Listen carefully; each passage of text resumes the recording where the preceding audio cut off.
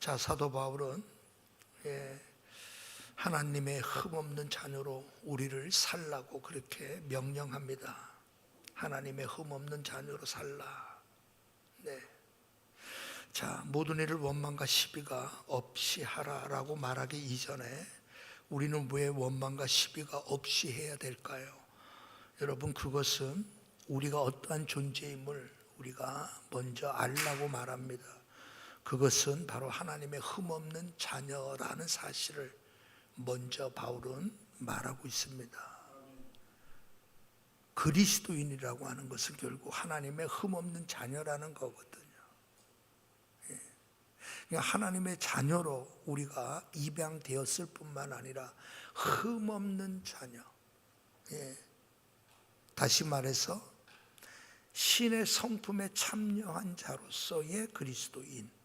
이게 바울이 늘 말하는 그런 내용들입니다. 그렇기 때문에 우리는 원망과 시비가 없이 살아야 된다라고 바울은 말하는 거예요. 우리가 세상 사람이면 세상 사람들은 세상의 이익을 위해서 여러분 그들은 손해보지 않으려고 하죠. 때로는 원망도 하고 시비도 하고 막 다 그러잖아요. 근데 사도 바울은 우리가 원망과 시비를 해서는 안 된다. 왜? 우리는 하나님의 자녀이기 때문이다라는 겁니다. 흠없는 자녀로 우리는 세상에서 그들 가운데 빛으로 드러내야 될 존재이다. 우리는 그런 얘기예요. 그게 시작입니다. 우리가 어떠한 존재인가를 아는 것은 그래서 굉장히 중요합니다. 나는 하나님의 자녀다. 흠없는 하나님의 자녀다. 자녀로 하나님이 나를 부르셨다. 나를 택하셨다. 성령의 역사로 말미암아 내 안에 하나님의 성품을 우리 안에 채워주셨다. 그게 우리다. 자, 그렇다면 모든 일을 원망과 시비가 없이 하라라는 그런 말씀을 오늘 중심으로 한번 생각하려고 합니다. 자, 오늘 이 말씀이 모든 일을 이라고 할 때에 모든 일을 바울은 무슨 생각으로 이 말씀을 했을까요? 자, 바울은 여러분 12절과 13절에 보면 우리가 너무나 잘 아는 두렵고 떨림으로 너희의 구원을 이루라라고 하는 말씀이 12절의 말씀입니다. 우리는 두렵고 떨림으로 우리의 구원을 이루어야 되는 그것을 여러분 성화라고 말하는 겁니다. 성화, 거룩하여짐, 하나님을 닮아가. 그런 의미에서 너희 구원을 이루라라고 말씀합니다. 여러분, 그 일을 누가 한다는 거예요? 하나님이 하시는 거예요. 너희 안에서 행하시는 이는 하나님이시니 그 하나님은 자기의 기쁘신 뜻을 두고 행하게 하네. 너희에게 소원을 두고 행하게 하시는 주도권이 누구에게 있다는 거예요? 하나님께 있다는 겁니다. 하나님은 우리 안에 구원을 이루는 그 일, 즉 성화의 그 모습, 거룩해져가는 그 일을 위하여 하나님은 우리 안에 소원을 두고 행하게 하신다. 그래서 내가 이제 핸드폰 그만 보고 성경 봐야지. 여러분, 그 마음은 누가 주시는 거예요? 하나님께서 우리 마음에 소원을 두시는 거예요. 아, 그래, 내가 성경을 내가 이렇게 읽어야지. 기도를 내가 이렇게 해야지. 우리 안에 소원을 두고 행하게 하시는 하나님이 하시는 구원의 전 과정. 여기서 말하는 모든 일을 우리가 구원을 이루기 위하여, 다시 말해서 성화를 이루기 위해서 성화해 가는 과정. 여러분, 하나님께서의 관심은 우리의 성공이 아니라 우리의 성화에 있습니다. 성화에 있는 하나님은 우리가 거룩해지기를 원하는 거예요. 주님을 닮기를 원하는 거예요. 주님의 성품이 우리 안에서 여러분 자연스럽게 나타나기를 원하고 계세요. 여러분, 바울은 모든 일을 그걸 말하는 거예요. 모든 일을. 자, 원망과 시비가 없이 하라 하면 여러분, 우리가 가장 먼저 떠오르는 게 뭐죠? 이전에 이스라엘 백성들이 떠올라요. 출애굽한 이스라엘 백성들을 생각해 보십시오. 그들은 여러분 시편 106편에 보면 이런 말씀이 있습니다.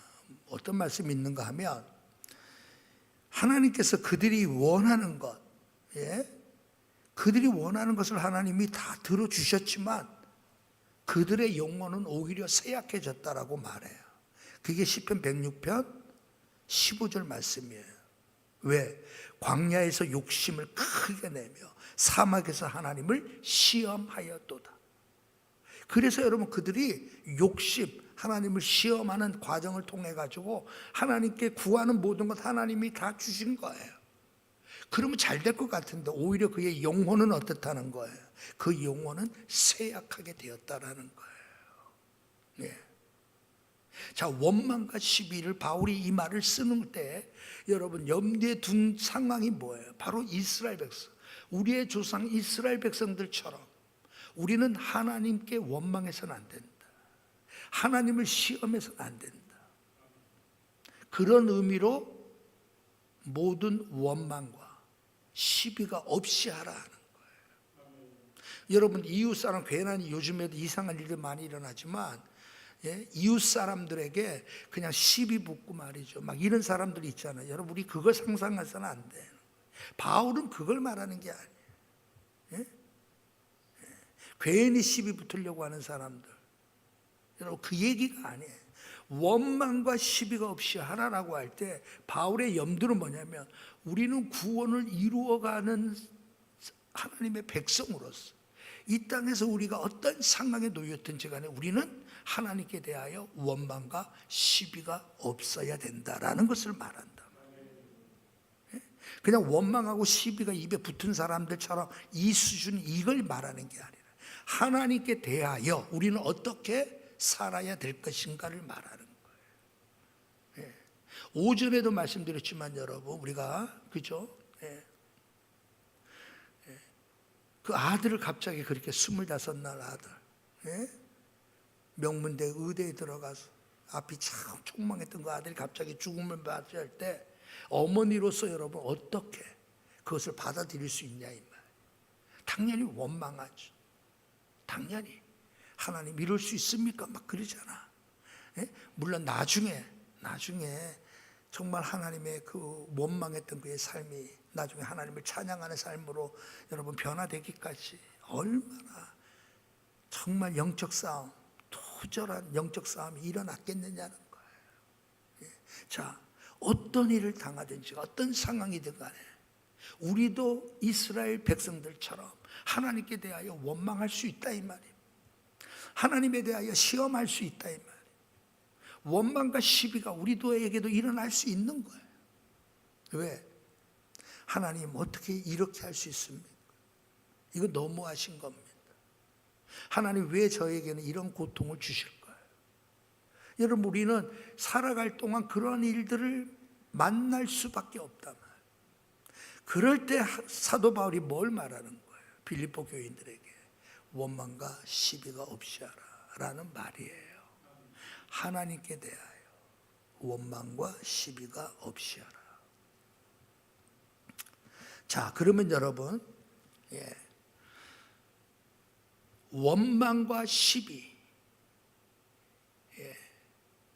시비는 말 그대로 옳고 그름을 따지는 걸 시비라 그러죠.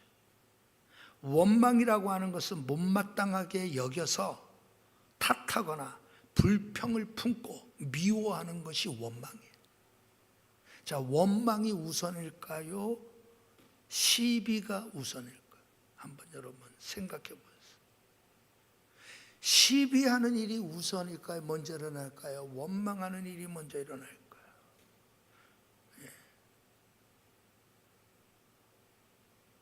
언뜻 우리가 생각해 보면 옳고 그름을 따져본다.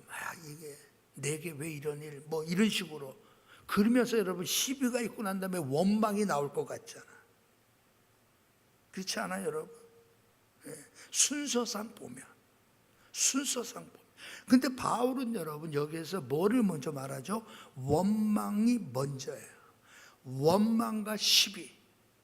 시비와 원망이 아니라 이 말의 의미는 뭐냐면, 여러분, 이 원망은 여러분, 어디에서, 우리 그리스도인들의 원망은 하나님의 사랑의 결핍에서 나오는 겁니다. 원망은 하나님의 사랑에 대한 결핍에서 나오는 게 원망이에요. 바울이 여러분, 원망과 시비, 물론 여러분 같이 발생하기도 해요. 중요한 것은 여러분, 하나님께 대한 사랑의 부족, 하나님에 대한 사랑의 결핍이 우리로 하여금 뭘 하게 만들어요? 여러분, 시비, 시험 빠지게 만드는 겁니다. 바울은 여러분 그렇게 말하고 있는 거예요. 예. 그래서 여러분, 원망과 시비가 없이 하라 라고 하는 이 말은 결국 하나님의 사랑이 내 안에서 부족하게 되고, 하나님의 사랑이 진심의 사랑이 아니게 될, 그 사랑이 내 안에서 결핍되어질, 우리는 자연히 이스라엘 백성들, 이전 백성들처럼 우리는 살게 된다는 거거든요. 자, 그러면 여러분 보세요. 원망이 사랑의 부족으로 나타나는 것이라고 한다면, 원망은 사랑의 부족이라면 시비는 신앙의 부족으로 나타납니다. 예. 무슨 말인가 하면, 하나님의 사랑을 잃은 상태에 내가 빠져버리면 자신에 대한 하나님의 사랑을 불신하게 만들어요. 하나님은 나를 버리셨나 보다. 하나님은 나에 관심이 없으시지. 하나님에 대한 사랑이 부족해지면 하나님이 나에 대하여 베푸시는 사랑에 대하여 의문을 품게 만든다, 이 말. 알겠죠? 원망은 하나님의 사랑의 부족이라면 시비는 하나님의 사랑, 나를 향한 하나님의 사랑의 부족, 즉 신앙의 부족을 말하는 거예요. 그러므로 바울이 여기서 뭘 말할까요? 하나님의 사랑 가운데 하나님이 얼마나 빌립보 성도들을 사랑하는지, 여러분들은 그 사랑 안에 거하고 있어야 됩니다를 말하고 싶은 거예요. 두렵고 떨림으로 우리의 구원을 완성할 수 있는 것, 우리 안에서 여러분 마음에 소원을 두고 행하게 하시는 그 하나님은 하나님의 사랑이라고 하는 것을 통하여 일하시는 거예요. 하나님의 사랑. 예. 하나님에 대한 이 사랑, 하나님에 대한 이 사랑의 이 확신이 우리 안에 사라져 버리면 여러분 어떤 것도 우리는 믿을 수 없어요. 반면 정말 하나님을 내가 사랑할 때 그 어떤 것도 우리는 두려워하지 않아요. 맞죠? 하나님의 사랑이 부족하고 하나님의 사랑에 대한 확신이 없으면 그 어떤 것도 우리는 믿을 수가 없어요. 거꾸로 하나님의 사랑이 너무나 절대적이야, 너무나 분명해, 너무나 확신적이야. 그런 사람에게는 그 어떤 것도 뭐예요? 부족할 게 없죠. 두려울 게 없죠. 네. 원망과 시비가 없이 하라라고 하는 말의 의미를 이제 어느 정도 아셨겠죠? 원망과 시비가 없이 하십시오. 물론 여러분, 예? 그냥 여러분 개인이 시비 붙으려는 사람도 있잖아. 그런 차원이 아님을 기억하세요. 그 수준을 이야기하는 게 아니에요. 하나님의 사랑을 잃어버린 채 살고, 그러면 자연히 원망과 시비는 따라오는 거예요. 붙어오는 거예요. 그들이 암만 좋은 것을 다 줘도 결국 그의 영혼은 여러분 어떻게 돼요? 그의 영혼은 더 망가져 버리는 거예요. 네. 이스라엘 백성들이 여러분 만나와 메추라기뿐만 아니라 하나님이 그들이 원하는 거, 네. 우리를 이곳에 매장할 것이 없어서 이 광야에서 애굽에서 우리를 이곳까지 끌고 오셨습니다. 그래서 그들이 여러분 원하는 부추도 또 뭐지? 마늘도 하나 더 있지. 장장로님 뭐지? 그들이 원하는 것들 하나님 다 주셨다니까. 그런데 여러분 오히려 그들이 믿음이 더 좋아져야 되잖아. 하나님에 대한 신앙이 더 분명해져야 돼. 그럼에도 불구하고 여러분 어떻게 돼? 그 영혼은 오히려 망가져 버리는 거예요. 제일 중요한 게 뭐예요? 하나님의 사랑을 잃어버리면. 자, 그렇다면 여러분 어떻게 하면 원망과 시비가 없이 우리가 살 수 있을까? 어떻게 하면 원망과 시비가? 예? 예. 여러분 그냥 우리가 원망과 시비 그냥 참고 져주고 뭐 이런 걸 말하는 게 아니에요. 원망과 시비가 없는 삶은 무엇보다도 첫 번째 하나님의 인격을 기억해야 돼. 먼저 하나님의 인격을 기억해야 돼. 왜? 그 말의 의미는 하나님이 누구신가를 늘 기억해. 하나님은 거룩하신 분이시다. 하나님은 공의로우신 분이다. 하나님은 절대적으로 의로운 분이시다. 하나님은 악에게 시험을 받지도 아니하시고 하나님은 친히 악에게 시험을 하시는 분이 아니다. 이 하나님의 인격에 대하여 우리는 먼저 여러분 우리는 늘 생각을 가지고 있어야 된다는 거예요. 그런 하나님이 몰인정스러운 일을 하실 수 있을까? 아니 그런 하나님이 부당한 일을 하실 수 있을까? 예? 여러분 지금 상황이 어려워서 하나님 앞에 불평하고 원망하고 싶을 때 우리가 먼저 딱 뭘 하라고? 하나님의 인격을 생각하라는 거예요. 그분은 그러실 수 없다.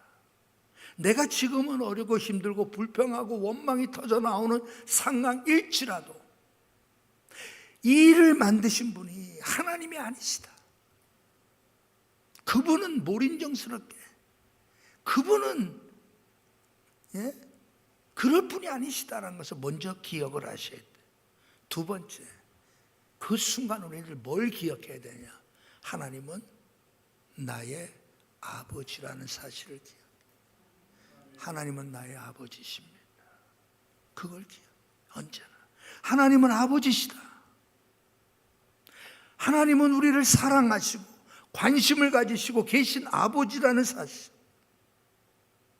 하나님과 우리가 원수가 되었을 때 하나님은 여러분 무엇을 하셨죠? 자신의 독생자를 보내셔서 십자가의 죽음을 당하게 하셨죠. 우리에게 용서와 구원 그리고 구속을 받을 수 있는 모든 일을 아버지 되신 하나님은 전 과정을 이루신 분이 아버지셨어요. 그러므로 어떤 일이 일어나든지 간에 우리는 두 번째로 생각할 것이 뭐냐면 나는 하나님의 자녀이다. 하나님께서는 나를 사랑하시는 아버지시다. 이 사실을 입으로 선포해야 돼. 그래야 원망과 시비가 없이 살 수 있어. 세 번째가 뭘까요? 세 번째, 하나님은 위대하시지만 나는 보잘것없음을 늘 인정해야 돼. 여러분 특별히 이 일은 우리의 지혜와 연관되어 있어. 우리의 지식과 연관되어 있어. 하나님은 여러분 이사야서 55편에 이사야서 55장에 나오잖아요. 그죠?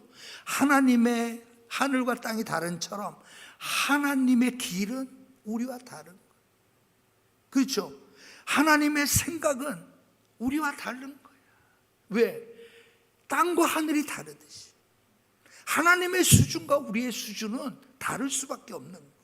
우리는 조그만 요 수준에서 여러분 다 생각하는 거예요. 이래야 맞고 저래야 틀리고 이래야 옳고 저거는 저래서 안 돼. 우리의 수준은 여러분 아주 땅에 보잘것없는데도 불구하고 마치 하나님이 된 양, 우리가 우쭐대고 하나님의 자리에 이르게 될 때 원망과 시비는 장년이 나오게 마련이죠. 선악과를 통하여 여러분 인간의 죄를 가지고 오게 된 사탄의 시험을 보십시오. 여러분 선악을 알게 하는 실과를 먹느냐 마느냐의 문제였어요. 다시 말해서 여러분 하나님처럼 되고자 했던 인간이 범한 죄가 뭐예요? 가장 큰 죄예요. 우리의 수준을 알아야지. 우리의 수준이, 예? 우리의 수준이 하나님과는 비교할 수가 없잖아. 예? 하나님과는 비교할 수가 없잖아. 예? 어때요? 한번 옆에 분하고 한번 봐보시죠. 옆에 분하고 수준이 어때요? 비슷하죠, 다들? 수준이 어때요? 비슷해요? 예? 수준이 아마 다 비슷비슷할 거야. 예. 왜? 우리의 수준 자체가 그렇잖아. 예? 예. 우리 왜 김승훈 장로님은 나는 좀 난데 그런 것 같은데 그러진 않아요? 이렇게 맞아. 근데 여러분 우리 하나님과 견준다. 하나님은 위대하신 분이에요. 거기에 비해서 나의 생각은 너무나 짧고 어리석고 미련하고 한치 앞을 내다보지 못하는 내 존재임을 늘 인정하라. 그래야 하나님께서 여러분 이래서 하나님이 이 일을 행하셨구나 뒤늦게 알게 되죠. 그죠? 예. 오늘 오전에도 말씀드렸지만 내가 로마에도 가야 하리라. 바울이 품었던 비전을 하나님은 여러분 옥에 갇히고 천부장의 도움으로 말미암아 여러분 그러한 사건을 통해 가지고 결국 로마로 가게 되잖아. 우리의 생각과 하나님의 생각은. 근데 우리 참 감사하지. 우리 수준이면 정말 그렇잖아. 근데 우리 수준보다 뛰어나신 분이 주님이시니까 때로는 도와주시기도 그랬더라. 오늘도 뭐 생각지도 않아 보 우리가 재정부에서 이렇게 하면서 보니까 우리는 수표를 이렇게 10만 원, 100만 원 막 앞만 봐도 이게 10만 원짜리인가 이렇게 100만 원짜리인가 이렇게 봤더니 어느 분이 생각지도 않은 분이 1,000만 원을 내셨더라고. 우리 교회에서는 크잖아. 1,000만 원을. 전혀 생각지도 않은 분인데 참 감사하잖아. 우리의 생각, 우리의 수준을 뛰어넘는 하나님은 늘 언제나 지금까지 일해 오신 하나님인데 우리는 그 사실을 늘 인정해야 돼. 늘. 괜히 여러분 잘난 척하면 안 됩니다. 야 그것 봐 그래서 그런 거야. 우리 함부로 말하면 안 돼. 자, 그 다음이 뭘까요? 마지막. 오늘 여러분 마지막은 우리가 원망과 시비가 없이 할 수 있는 삶의 마지막 단계가 뭐냐면 항상 하나님의 주된 관심이 무엇인가를 우리는 바라봐야 돼. 하나님의 주된 관심. 하나님의 주된 관심은 언제나 우리의 성공에 있는 게 아니라 우리의 성화에 있음을 기억하세요. 하나님은 여러분 돈 많이 벌어오는 사람보다 주님을 닮은 사람을 더 원하시는 거야. 그렇죠 여러분? 예? 세상 사람들은 여러분 그럴 거 아니에요. 세상 사람들은 남편이 돈 많이 벌어오는 남편이 좋지. 안 믿는 사람은 여러분 그거 아니야? 그런 의미로 김미랑 권사님, 남편이 돈 많이 벌어오는 남편이 좋아? 아니면 돈은 못 벌어보고 그냥 예수 잘 믿는 사람이 좋아? 예수 잘 믿는 사람이 좋아? 그렇구나.